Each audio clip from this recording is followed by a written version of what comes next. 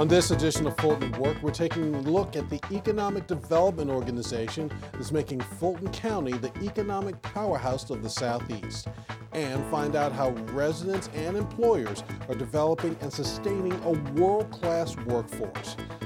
I'm Daryl Carver. All that and more starts right now on Fulton at Work.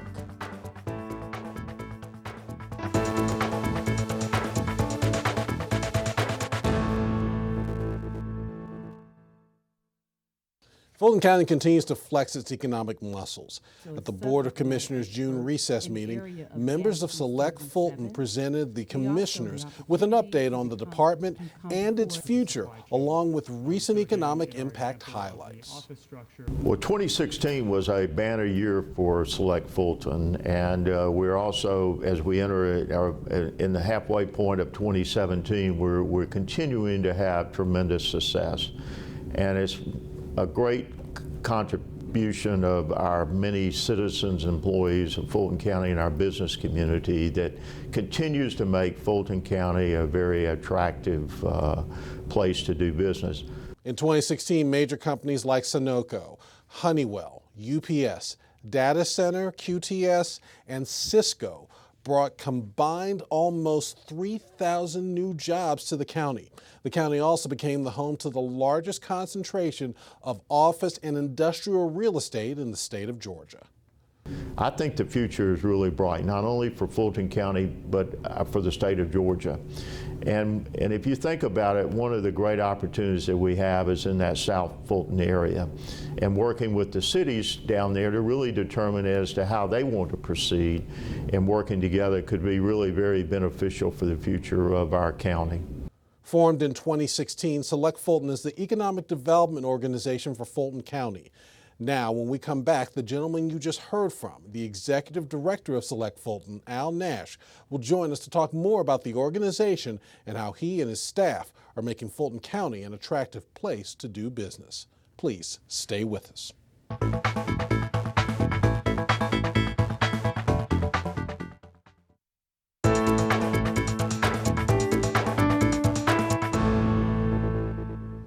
Welcome back to Fulton at Work. I'm Daryl Carver. From tax credits and exemptions to financing and workforce development programs, which we'll get to in our next segment, Fulton County has become the political and commercial capital of one of the fastest growing states in the U.S. Joining us now to explain is Select Fulton's role in all of this is its executive director, Al Nash. First of all, Mr. Nash, thank you for joining us on Fulton at Work. Daryl, thanks for having me. I look forward to spending a few minutes with you. Now, for those who aren't familiar with Select Fulton, how did it come about, and talk about how beneficial it's been thus far? Well, the journey started about 2 years ago, where the county started looking at, had Carl Vinson Institute of the University of Georgia come in and do a study to really define what role Fulton County should be handling as it respect to economic development. And at the time, we were very much had 14 new cities, or 14 cities, with the possibility of another city, which has now been added, city of South Fulton. And what role should we play in that? And so after the evaluation of that, it came determined that we were better to have a single source of economic development within the county. And the Board of Commissioners and the Board of the Development Authority of Fulton County got together and worked out a memorandum of understanding where all those two areas of responsibility came together under an initiative known as Select Fulton. And so we've been up and operational almost about a year now, and it's really combining the efforts of that to continue to provide opportunities and for economic development, people looking and so forth, that have Fulton County on their radar. In that respect, what makes Fulton County such an attractive place for those businesses to do business? Well, we are the nerve center of economic development in the Southeast, and we're probably in the top 10 within the United States. Fulton County is we contribute over a third of the jobs that occur within the 26 county MSA occur within Fulton County. And of the wages generated in those 26 counties, Fulton County contributes approximately 50% of the wages that is being earned in the 26 county metropolitan Atlanta area. And we're the home of 9 Fortune 500 headquarters companies that are based here in Fulton County. I was going to ask you, how does having those Fortune 500 headquarters help Fulton County in particular? Well, I think it acts as a catalyst. You know, in some cases, economic development is a little of the herd mentality, and once companies see that, or who they're doing business with, those companies that are located here or have significant presence in Fulton County, I think help and attract others to come and want to be a part of our great county. And what are you hearing from existing companies about their experience in Fulton County? Well, I think everybody's kind of excited about that. We've seen the more discussion among the different cities and bringing together, especially as it relates around infrastructure and T-Splash, and we see that in working collaboratively to ensure that when we are in a competitive state, that Fulton County sends somewhat of a central voice. Companies choose them to go where they choose. We don't pick and put companies there. So it's kind of a win-win, and we're excited about it. And the assets that we have in our county, I think, add to that attraction of companies wanting to come and be part of it. Now, you also talk about some of the companies that are already here. Cisco announced in May of 2017 plans to expand its facility to include freezer space, dock space, and a vehicle maintenance facility. Talk about that a little bit more and why that's big news for a company that's been in this area for almost 50 years. Well, I think, Darryl, you bring up a great point. Cisco supplies nationwide 18% of all food that is delivered to restaurants and institutions across the United States. They have located a southeastern distribution facility here in College Park, right around the corner from Hartsfield. It's in the city of College Park in Fulton County. A lot of people don't realize that there's over 700 people that work in that facility on a daily basis. The interesting other thing is that the payroll out of that facility averages about $70,000 per head, which is a lot higher than I think that people realize. And with this expansion, they had the choices of taking and going to other parts of the state, other parts of the southeast. But after careful evaluation and understanding what they had, we worked with them along with our partners at the City of College Park. And as you just mentioned, have gone through a pretty massive expansion and will be adding additional jobs. And so that's a big win, not only for the City of College Park, but also for Fulton County and also for the state of Georgia. Now, also in 2017, in March, Select Fulton launched a business survey partnership with Kennesaw State. Why was that started, and what is the purpose of that survey? Well, that really came out of us working in collaboration with our strategic planning arm of Fulton County. It was really to try to get a gauge as to why companies made choices and what needs they had. And I think it was a great time to do it because as the economy improved, we really got some very good information that will help us lead to that. I think one of the areas that we really, it's not only an area that is a concern or we see in Fulton County, but also across this country is workforce. But we've got it came back with a very satisfactory across the board opinion. There are areas which I think collaboratively we need to be working with our partners and with our companies that are here to ensure that they continue to grow and expand. And what can you tell us about Select Fulton's overall future and its goals? What do you still hope can get accomplished? Well, I think our goal is to try to help grow our tax base, help create jobs, and probably just as important is to continue to grow the existing jobs that we have here and keep those jobs here. With that, we also will be kind of working again with our many partners around the county in the overall fabric of our community. Make sure that the quality of life is attracting and that our residents want to remain here, and we want to attract and grow in a very positive way. as we know now, we have 15 cities that we need to be working in concert. They control the zoning and they control the land use, but I think we're learning that we can be great partners. And so as we reshape the economic development role, we'll be working with our partners across the region to instill that we do continue to grow and have a very positive reaction to and feeling about where they have the choice to live and to do business. Great information, Al Nash. Thank you so much for joining us here on Fulton at Work. Now, county residents looking for a job are able to turn to the county for help. We'll explain more when we come back, so please stay with us.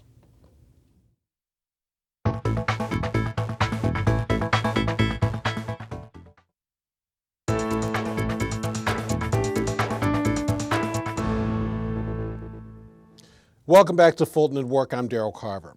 Fulton WorkSource programs were designed to assist Fulton County residents and employers in developing and sustaining a workforce that realizes viable incomes and benefits. Now, joining us to tell us more is Program Manager Michelle Violet. Thank you, first of all, so much for joining us here on Fulton at Work. Thank you so much, Darrell, for having me today. Now, for those who aren't familiar with Fulton WorkSource, please tell us a little bit more about it and also how it was first started.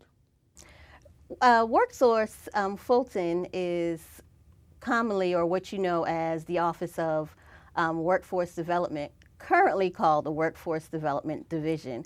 With that being said, there are 20 local areas within the state of Georgia.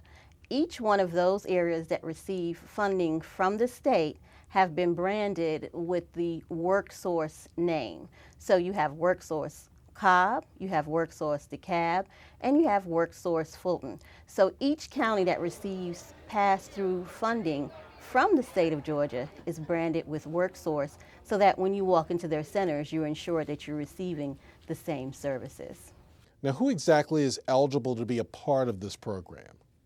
In order to be a part of the program, you must be an adult, a dislocated worker, or a youth. An adult is the ages of 18 and older, and they must be receiving some type of subsidy, some type of subsidized subsidy through the state in order to be eligible. And that, of course, is based on income. As a dislocated worker must have been dislocated, laid off from the company in which they work for. As a dislocated worker, you may live in another county, but if you worked in Fulton County, you're still eligible for services. Our youth are between the ages of 16 and 24, and there is a specific criteria for those youth. They're considered at-risk or opportunity youth. They may also be enrolled as an adult. It's just based on which program stream would actually assist them the most beneficially. Now, if you could, tell us a little bit more about the internships that are offered and the Workforce Innovation and Opportunity Act. Well, just to give you a little bit of history, the Workforce Innovation and Opportunity Act was signed into law in July of 2014 by President Obama. And with that being said, the focus is on bringing employers into working more within the neighborhoods and working with the various communities in which they're located.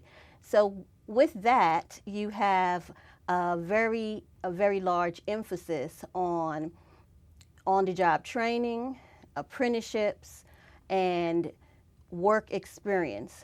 And that is so that companies can hire in the door with residents that have been matched to them, in which they can receive that on-the-job training.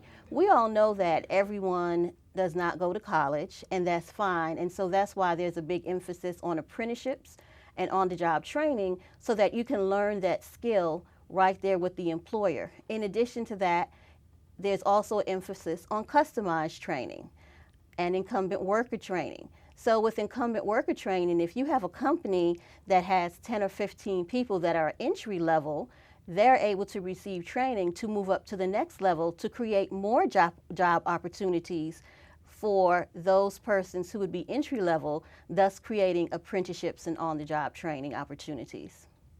Now, we'd also like you to go a little bit on about the importance of workforce development and economic development working cohesively together. Workforce development and economic development, it's a must that they work together. Economic development brings in the companies into the county, and workforce development actually supplies the workers for those companies. With that being said, we have to be able to communicate together, and our customers or our participants are screened prior to referrals to agencies. They are also, agencies are also allowed to come in and use our career centers, which we have 3 to conduct on-site recruiting events, which means it would be specifically for their company for the positions that they are looking for versus having a job fair or a hiring fair.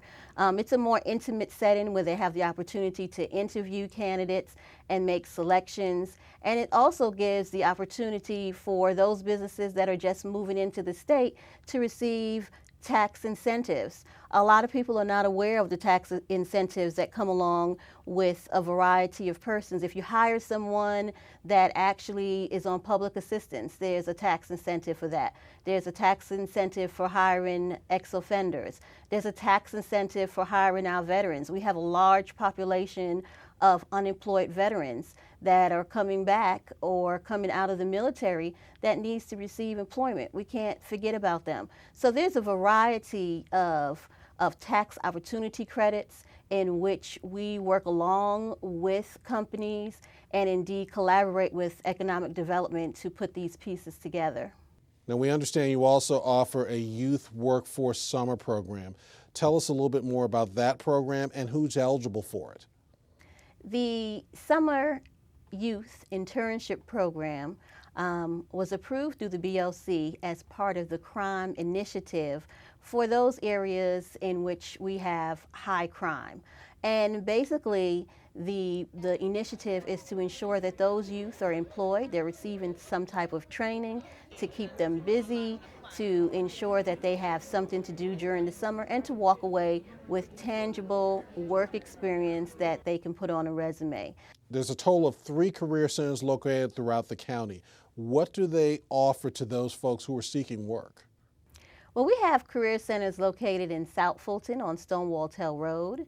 Adamsville, our Adamsville Resource Center is located on Martin Luther King Drive, and our North Fulton Career Center is located on Roswell Road. And those centers, the North Fulton and the South Fulton Center, provides what we call intensive or career services to adults, youth, and dislocated workers, so they can come in the door and they can utilize the resource room. They can have services directly linked to a career advisor once they are eligible for those services and obtain orientation.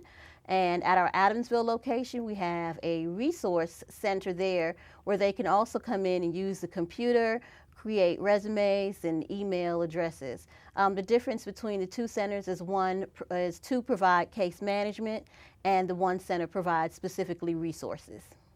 And just to wrap up, if you could just summarize your final thoughts on Fulton WorkSource. For those of you that don't know about Fulton WorkSource, I would encourage you to give us a call or come by and visit the centers if you're looking for employment or training opportunities.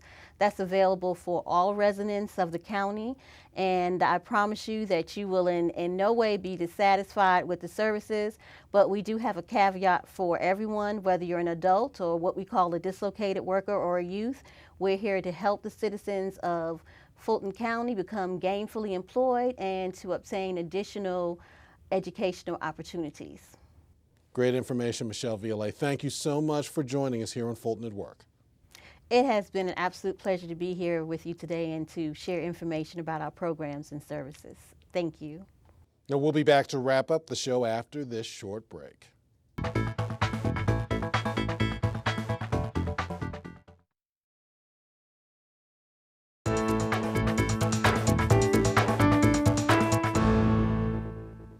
That's all of our time. Thanks for joining us for Fulton at Work, and a very special thank you to our guests. Now, we want to connect with you online. Please check us out on Twitter, Facebook, and Instagram. I'm Daryl Carver, and we'll see you next time.